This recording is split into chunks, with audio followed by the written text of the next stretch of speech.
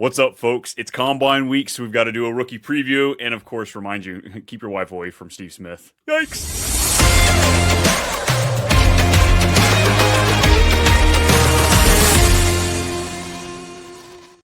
Oh, what's happening, folks? Here we go again. Too much fantasy football. It's Combine Week here. It's too much Brian, of course, and by my side, as always, it's Brennan. How we doing today, man?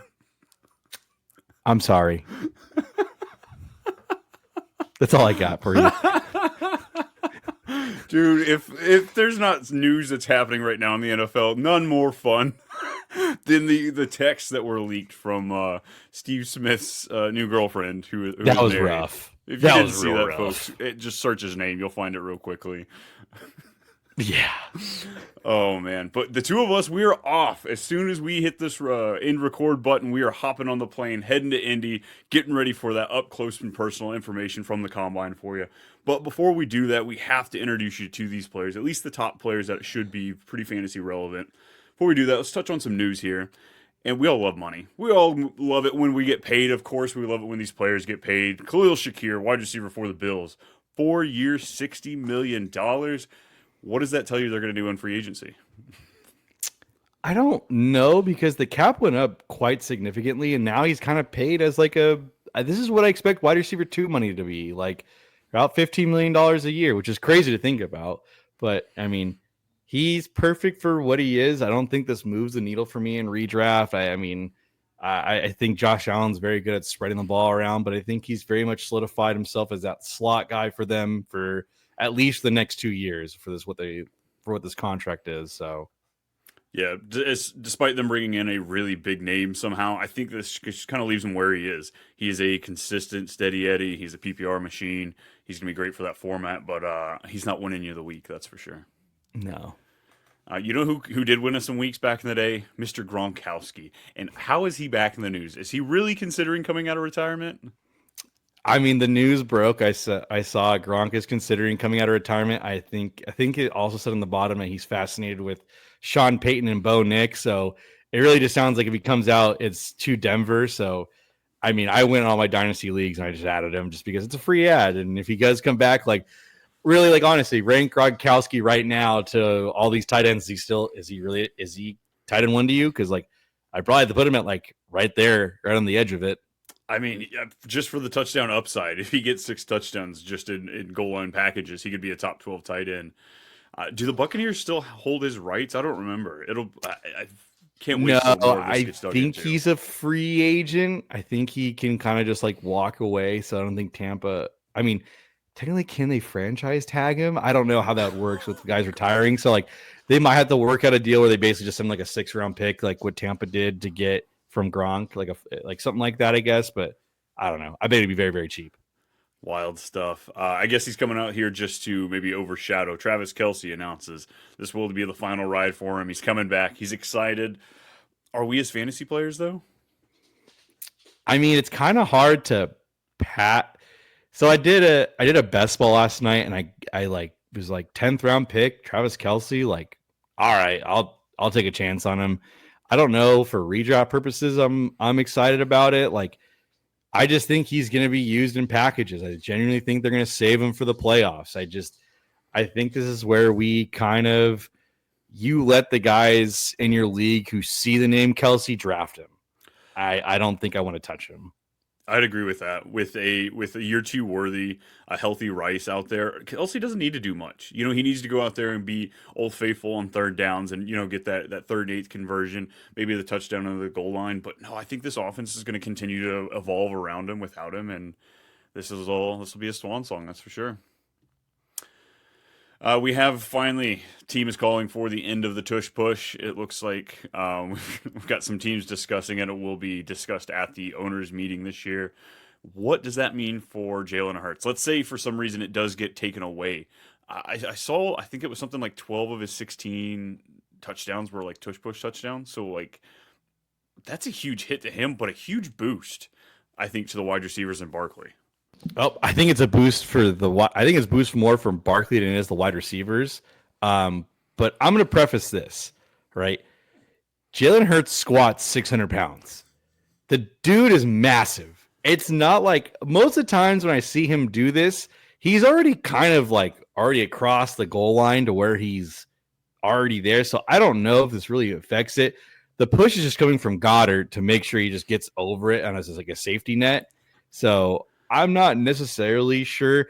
Honestly, like I know the Packers were the ones that submitted this, but like deep down inside, I think like it was Bills fans just to make sure Sean McDermott couldn't call it 8 times and be unsuccessful. No kidding. But no, I think like for fantasy purposes, it's like Hurts is still going top four. Like it's even if you take that away, he's still going to be a top four. I don't. It's not going to make me move him down a little bit. Maybe Jaden goes up one ahead of him, but really he's still the rushing upside's there. He has all the weapons there, and maybe takes away a little bit of the touchdowns, but he's still a threat. Yeah, I think his ability to score passing touchdowns definitely goes up at that point. Just from there, I still think he'll score on the ground. Maybe he drops a tier for me, but it just takes him from the super elite tier to just the elite tier. You know, I still think he's going to be a top end fantasy quarterback for us. What a bummer going from super elite to elite. Gosh. I know, you know, just can't put him up there in the supers anymore. Let's talk about some old quarterbacks because you know I'm calling for the Kirk Cousins there for them to cut him, to trade him, something like that. But they've come out and said they're okay with him riding the bench. That's what I would say too if I was trying to move a guy. Make sure it sounds like you actually give a damn. I don't think they do. Yeah, I definitely could see some teams valuing like a Kirk Cousins over a Shadur Sanders, a Cam Ward, a Jackson Dart, just to see if like they can bridge it. I mean, the only problem is that contract is massive, and I just don't. There's so much like uncertainty with the money aspect of it. 'Cause I think it's a dead cap of like what 30+ million, right? Yeah, it's pretty big. It was just the first 2 years that were the really big ones, but yeah, it's a big one, that's for sure. Yeah, I still think a team like let's say like the Rams do trade Stafford. Let's say like they're and like let's just say the Titans do take uh Abdul Carter. I mean, they need a quarterback. Will Levis isn't the answer, so I think he is going to find another home somewhere. I have a hard feeling him being the competitor, being a backup. I think so too.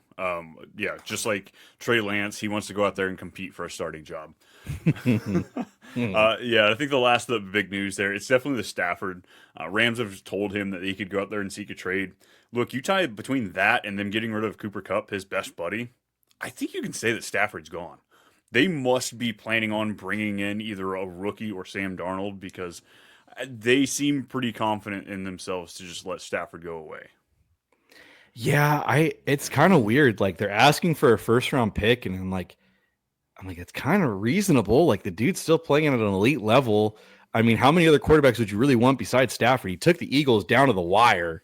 So Especially if it's like the Steelers trading for him, because I think they're picking around 20, 21, something like that. So like that first is a little bit more. I mean, they spent a 15th on Kenny Pickett. If you're willing to burn that, why wouldn't you burn a 20th overall pick? yeah, Stafford to the Steelers actually makes him really enticing. Like I think And then that's they'd a get scary two comp team. picks. They'd get two Yeah. comp picks for the other quarterbacks walking away. So like 2/3 in a like it's not a terrible situation there. Yeah. That's actually I didn't even think about the Steelers. That's kind of scary because everyone's kind of linking him towards the Giants right now. And I don't see the Giants giving up their third overall pick for Stafford. There's just no way. There's so many more valuable players there. But Steelers make a lot of sense. I could definitely see them saying, bye to Russell, moving over to Stafford. Stafford's still playing at an elite level. It boosts up Pickens, making some top 5. Yes. Yes. Oh God. Oh my No, in all goodness. honesty, though, like I do think it sounds like Stafford is going to move, and I think Sam Darnold is the replacement. I think Sam Darnold will fill in just fine. Kevin O'Connell comes from Sean McVay. Sean McVay's offense. It's not like he's going to have to learn a whole new system. So Yeah, it's really just a plug and play for him.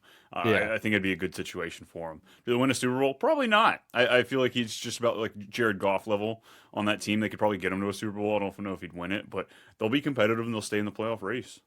does Puka move down for you if Stafford leaves? And let's just say Sam Darnold, because I think we were both in the assumption that Sam Darnold is going to come to town because he's from LA or from Southern California. Sorry. I mean, you'll come back home, play at your home area. I don't think Puka does because Cooper Cup's gone. So like if anything that was kind of hurting him, target share. So as long as Puka gets a 30% target share, he'll be just fine. Okay. All right, you ready to get into these rookies? Let's do it. All right, folks. This is the time. Well, easy. Let's pump the brakes a little bit because we're going to talk about the top 3, 5 quarterbacks here. We're going to get really excited about these, but these aren't quite the quarterbacks we saw last year or previous years. You kind of have to take it in totality of where this is. It may be the number 1 quarterback in this class, but where would he fall in multiple other classes? So, let's talk about Cam Ward, quarterback from Miami, 22 years old, 6'2", 223. Dude's got a rocket. Absolutely rocket. Loves to look deep down the field to throw it. What are your initial thoughts with this guy? I mean, if you haven't had a chance, go back and just watch some tape from either Washington State or Miami. His pocket presence is absolutely crazy. It's just he knows how to avoid the pressure, the sacks. He's not a scrambler though. I was kind of surprised when I looked at his numbers. He only rushed for 200 yards, so he very much is throw first, runs as like a very, very much like last option resort. Mm-hmm. Yeah, this guy, he doesn't look to check it down, and like you said, he doesn't look like to throw. So I don't want to tag him to Anthony Richardson, but it's a lot of looking for that deep pass. He has the ability and the talent to throw him deep like that. So more than likely, first guy off the board is where this is going. I've seen talks of maybe the Jets want to trade up to go grab him early. Does it actually happen? I don't know, but I am leaning towards this. Looks like our best option as far as a successful quarterback in this class. Yeah, my comps to him were Tony Romo and Sam Darnold. There we go. Sam Darnold Jets or Sam Darnold out of the Jets? Out of the Jets. Okay, cool. Big difference That's there, mean. folks. That's mean. Alrighty. Next quarterback, I think you've heard of him before. He's got a dad that's pretty famous, but Shakir Sanders, coming from Colorado, 23 years old, 6'2", 215. I love that the top 3 quarterbacks are all very polarizing different. Like, this guy is one of the most accurate quarterbacks there is. He does move. He has mobility. He can move around the pocket, but it's so he can buy time so he can dump it off. He's all about timing. He's not a big arm guy. He's not going to wow you there. So I've heard a lot of second round grades on him. So I think that's going to be the interesting part is, does he get that first round draft capital? I think there will be. I think he goes in the first round. When you watch him play, he's very good when he's given time to go through his reads. Like he's just very smooth in the pocket. The problem was, though, at Colorado, he was sacked 42 times in 13 games. Again, he's a pure pocket passer QB, but he can be mobile when needed. I've seen it.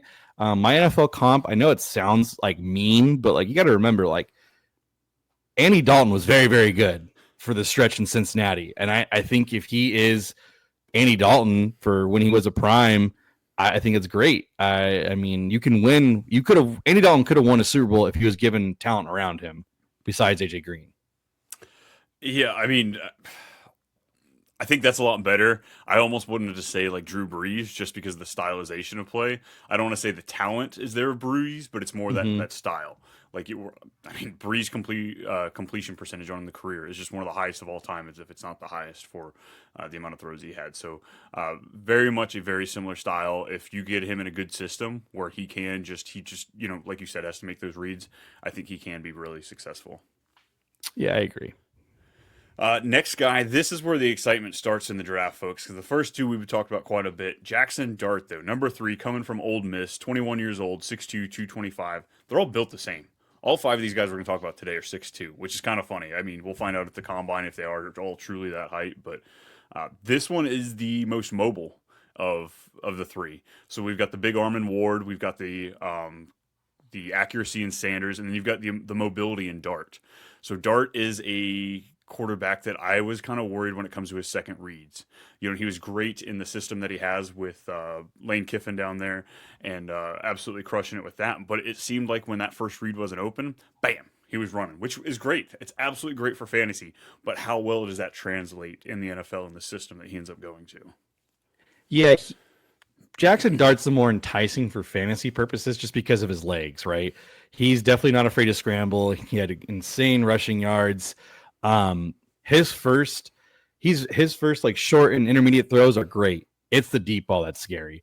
He's inaccurate when he throws it 25 yards plus down the field. And that's where I think I'm going to be very curious to see where he lands in this draft. Like My comp for him was Baker Mayfield all the way to Zach Wilson.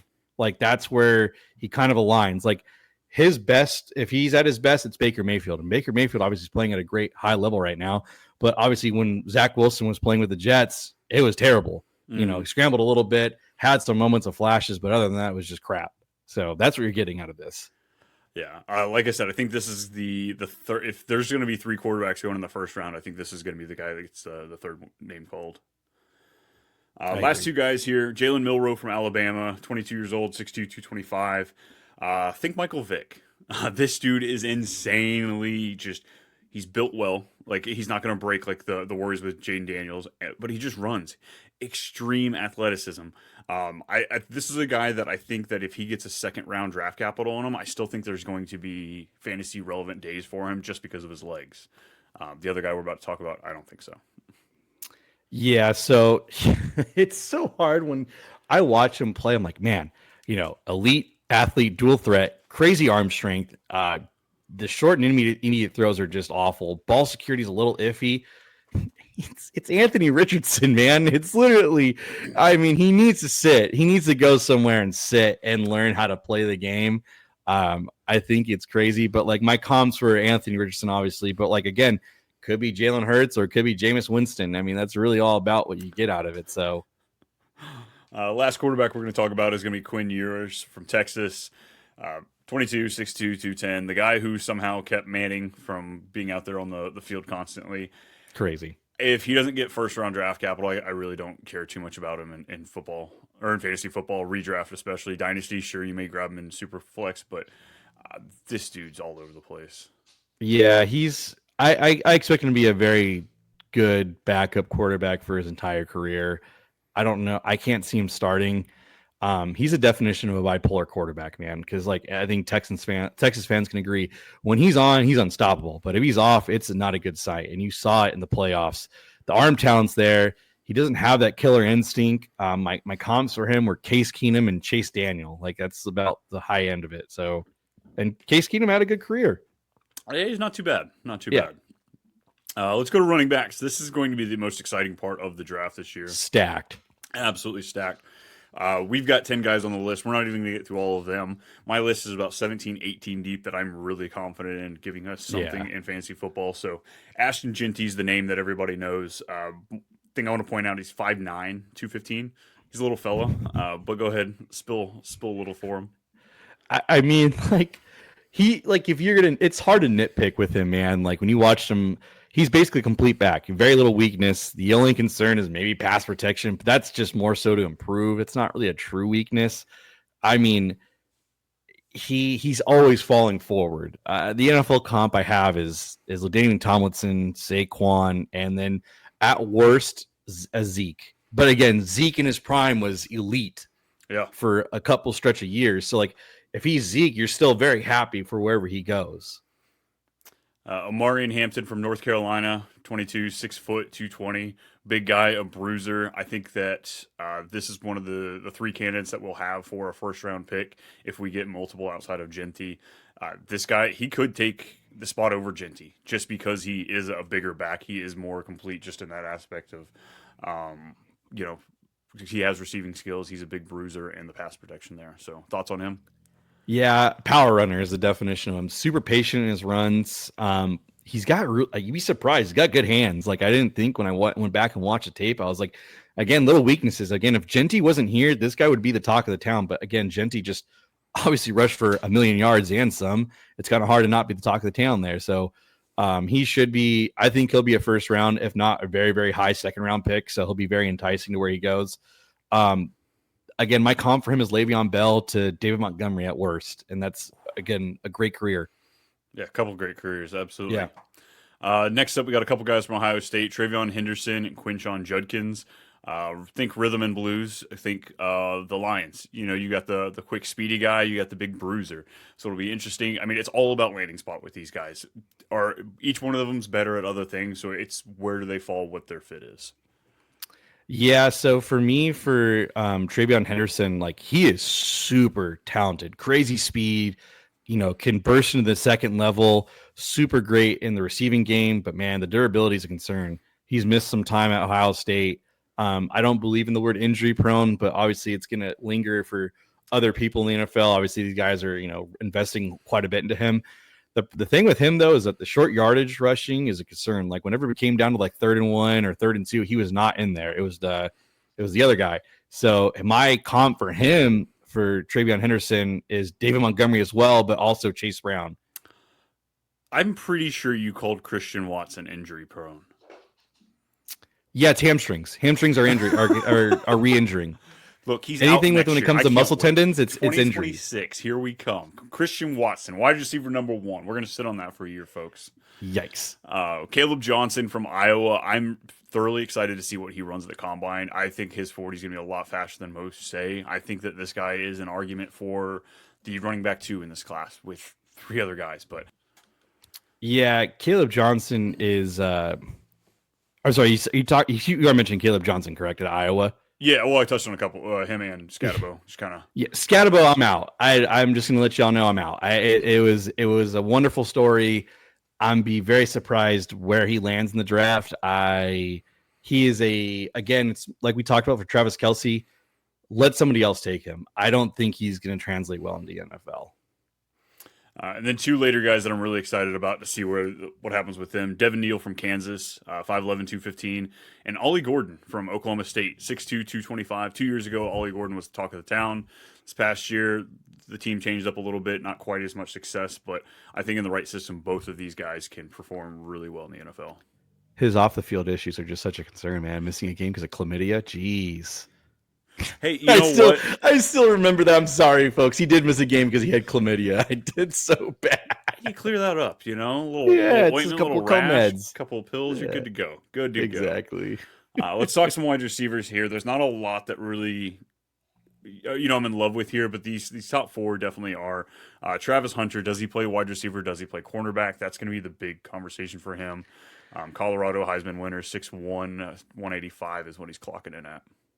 Yeah, so today the Browns GM, which again they have a high pick, they said he'd be primarily a wide receiver if he was selected by them. They view him as a wide receiver. So we've seen all over the board, and I don't know how to really grade him for Dynasty. He's kind of a wild card because I haven't seen him be any higher than 10th overall in Dynasty, and it's are you willing to gamble on him? Because at that point, if you have the 112, it's kind of a gamble, kind of worth it. I feel like in single quarterback, I should say. I don't think so. At that point, if I'm 112, I'd probably a competing team that give me a running back.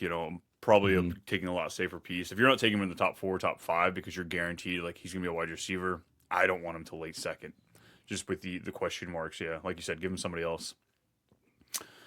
Teteroa McMillian, the big guy out of Arizona, 21 years old, 6'5", folks, 212. Big old, amazing highlight catches. So he should be the first wide receiver off the board if we don't count Travis Hunter. Thoughts on him? Yeah. Be very curious to see what his 40 time is over the weekend. His separation is obviously the big question mark. Everyone's, obviously he can make these wow catches just because of his height. But obviously, when it comes to the NFL, some of these DBs are 6'1", 6'2", so it's they can play right next to you. Obviously, the talk of the town is, the Bucs replacing Mike Evans with this guy, and it's just that's everyone's fantasy dream, and he's obviously being compared to Mike Evans just because of the size. I think he'll be in the first round. I think he'll be a late first rounder. I think actually somebody else will be taking ahead of him, and not Travis Hunter. Yeah, I could see that. Luther Burden might be one of my favorite wide receivers in this draft. Coming out of Missouri, 21, 6'5", or 5'11", 205 is what he's clocking in at. Think Jamar Chase neighbors, maybe not quite that talented, but that stylization of wide receivers. So really excited to see what he clocks in on the combine. He's a very much yak guy. He is, when he gets the ball in his hands, he's elite after the catch ability. I kind of compare him to Debo, which isn't a bad thing because Debo, again, when he gets the ball in his hands, it's kind of hard to bring him down. Kind of like Amon-Ra, really good route running. So I genuinely think that there's a chance that Luther Burden could be the first wide receiver off the board. 100% agree. We kind of saw it a few years ago when it came down to was it Zay Flowers and Jordan Addison and QJ. You know, Mhm. there a lot of the talents, different skills, but you had QJ coming in at 6'5", and the little guys got drafted after him, and we saw what happened there. Whoops. Emeka Egbuka, coming out of Ohio State, 6'1", 205. Almost forgotten somehow because when you have Chris Olave, when you have Marvin Harrison Jr., when you have Garrett Wilson, and when you have, who's the third? Garrett Wilson, Chris Olave, Marvin.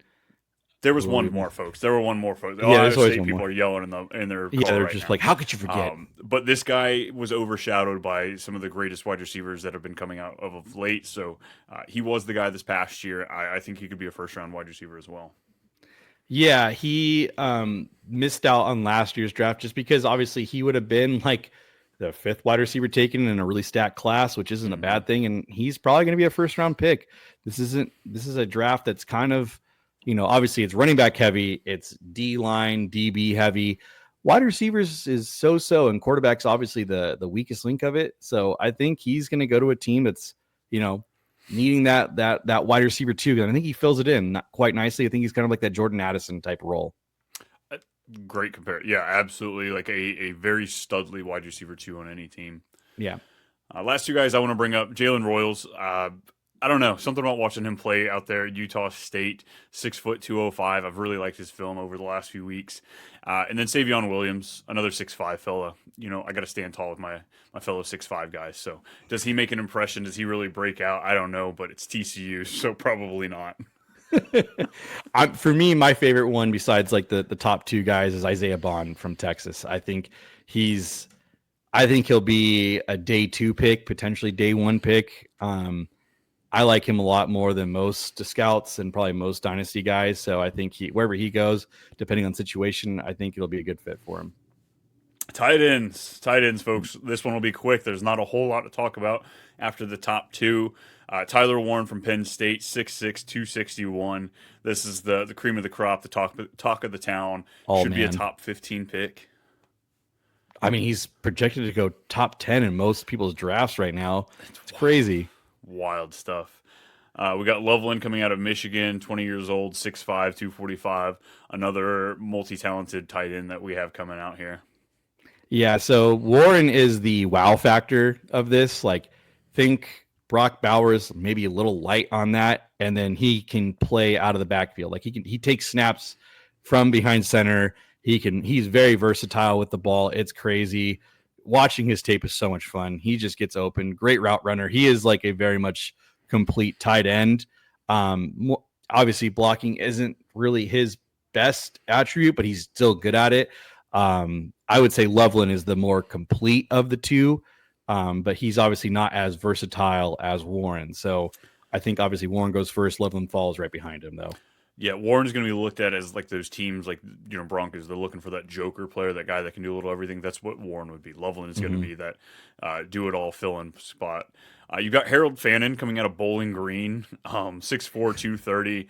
This guy's going to be another one. Like, look, all you need in the tight end position to be successful in fantasy is athleticism. That's exactly what you get with this guy. This dude had 1,500 yards last year. He had over 49% of the team's total yards. Unfreaking believable. Guys like Brock Bowers, that's who does stuff like that. So again, not comparing them there. That's what the skill set we're getting. But if you're talking about an athletic freak, when we look at like Chigakonkwo, trying to tag guys like him, oh hey, he could break out because he has the athletic ability. This guy would have that. Yeah, I know you're super high on Harold Fannin. I'm not. I think I probably need to watch his tape just a little bit more to keep seeing it. But like, I think he's projected late first round too, and I'm just like, I can't see it. I just, it's so weird to me watching him play, and he got so many yards. It's so crazy. And the last one out of Miami, you got Arroyo. Will not be testing at the combine this weekend just because of a knee injury, but 6'4", 245, got a lot of love at the Senior Bowl, so I imagine we'll probably see a day 2 pick on this guy. Yeah, I could see that too. I think more so like 3rd round, maybe 4th round out of him. Mm-hmm. Folks, that is it. Putting a bow on it, wrapped up. If you want more exclusive deep dives of these players, stay tuned because the Fantasy Football Advice Network, we're dropping the rookie guide here pretty soon. We've got over 50 prospects in there, deep dives of those, just covering everything from their college play to projections and stuff like that. So check out there. If you're looking for more from us, we will be at the Combine this week.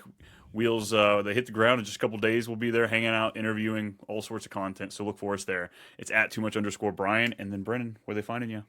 I'm at FFA Milk on X, and then the Fantasy Football Advice Network. Yeah, might be doing a podcast in person. Who knows? Damn straight. Oh my gosh. First one ever, folks. First one ever. Stay tuned. We'll see you later.